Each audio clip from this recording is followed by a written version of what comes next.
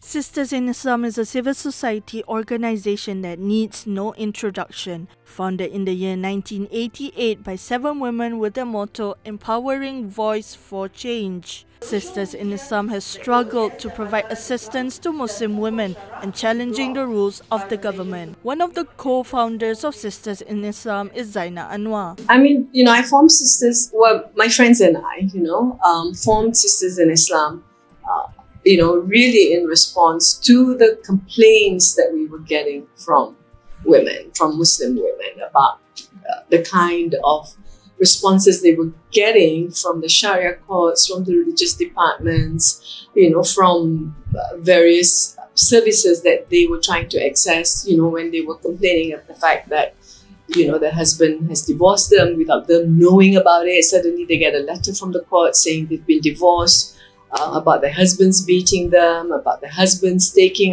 a second wife without them knowing about it, about their husbands not paying maintenance. Sisters in Islam champions the rights of the women in Malaysia, backed with citations and rulings from the Holy Quran.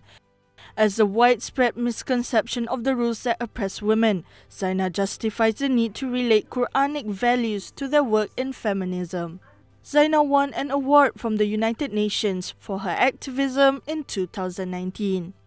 As someone who's been brought up as a Muslim and who studied Islam and went to religious school, that's not the Islam that I grew up with. That's not the Islam that I learned. That's not the Islam, that was taught to me by my family or my teachers in both religious school and regular school. It was a completely different Islam that made no sense to me.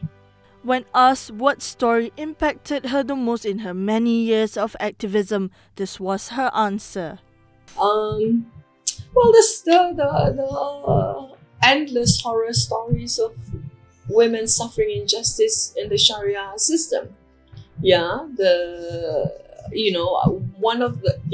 first case that Sisters in Islam handled was a case of a woman who was married for 8 years and trying to get a divorce for 7.5 years and still could not get a divorce. So she was the first case that we handled. The husband has, of course, his life has moved forward. He married another woman, he's got children with the other woman, while she is gantung tak bertali, right? Just hung there in suspension. She mentioned one of the major issues that the Muslim women had to deal with is maintenance and provision from the former partner after divorce. Huge issue of maintenance where, men just don't bother about their children after divorce, and refuse to, I'm not saying all men, but many men, just refuse to comply with the maintenance order and just disappear.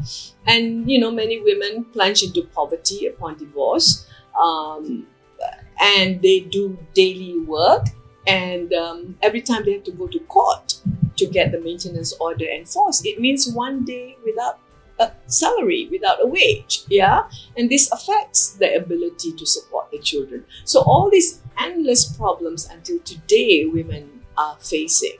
Zainah Anwar is certainly a prominent figure. In 2013, she was listed as one of the 10 most influential Muslim women by the San Francisco-based International Museum of Women. She left this advice to women.